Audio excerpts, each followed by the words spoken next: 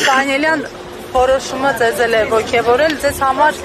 ամեն դեպքում բավարար է նաև հստանային կալանքի որոշումը դատարանի, թե դուք էլ եք կարծում, որ կարելի էր ավելի։ Բարև ձեզ, մենք այստեղ ենք աջակցություն քաղբանդարկյալ Դավիթ Համբարձումյանին։ Պետք է փաստեմ, որ Դավիթ Համբարձումյանին ապօրինի են կալանավորել եւ տնային թե այլ խափանման միջոցը ապօրինի եմ ես համարում։ Դավիթ Համբարձումյանին կալանավորել են այն բանի պատճառով, որ դրանց համար ավելի բարենպաստ պայմաններ լինի, մասնատված, կալանավորված,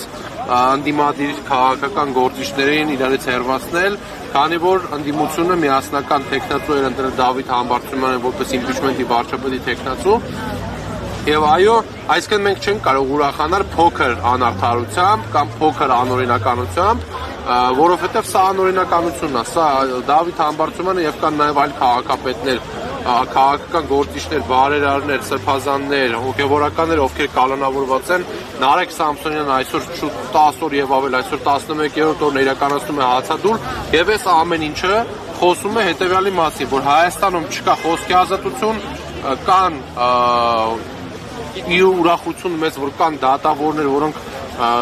այդ ռիսկին գնում են, չեն իրականացնում ամբողջությամբ Փաշինյանի հրամանները, այսինքն այդ դատա իրավական համակարգը, որ դարձել է քաղաքական գործիք իշխանության ձեռքում,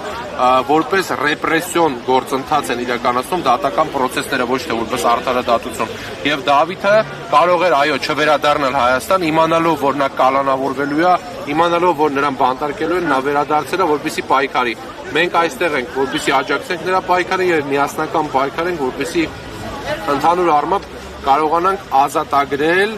այն խոսքի ազատությունը, ազատագրել մարդու իրավունքները, որոնք այսօր գտնվում են, այո, ցավոք սրտի,